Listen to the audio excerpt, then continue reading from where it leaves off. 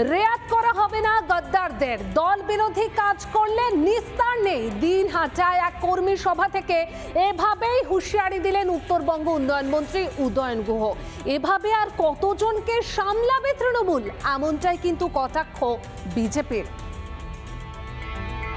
যারা দলের মধ্যে থেকে দলের ক্ষতি করতে কোনো দ্বিধাবোধ করেন না, যারা দলে থেকে দলের প্রার্থীকে হারাবার চেষ্টা করবেন, তার কোনো নিস্তার নেই।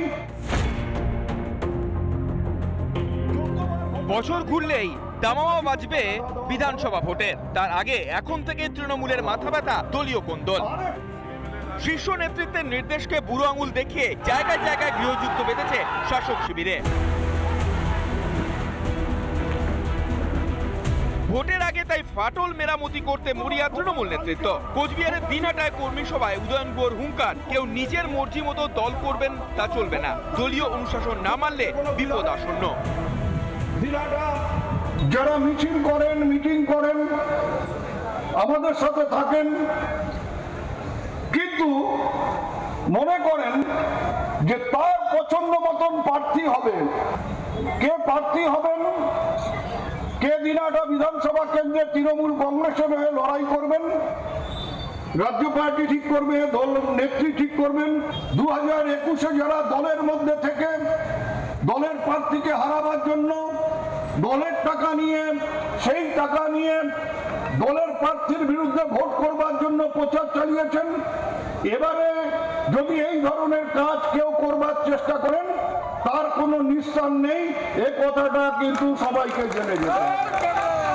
সোজা কথায় ভয় ধরেছে শাসকের অন্তরে। বিষয়টি সামনে আসতেই কটাক্ষ করতে দেরি করেনি বিজেপিও। ওনার দলের কর্মীদের উপরে ওনার বিশ্বাস নেই।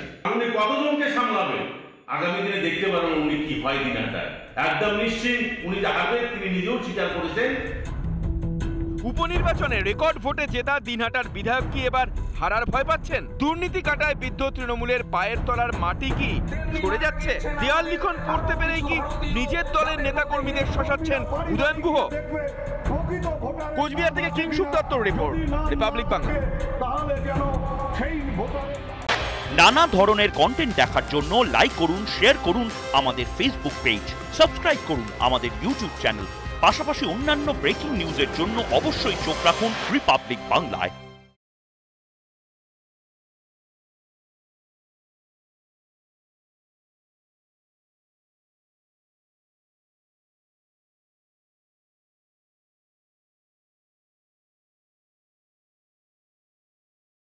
নানা ধরনের কন্টেন্ট দেখার জন্য লাইক করুন, শেয়ার করুন আমাদের ফেসবুক পেজ, সাবস্ক্রাইব করুন আমাদের ইউটিউব চ্যানেল। পাশাপাশি অন্যান্য ব্রেকিং নিউজ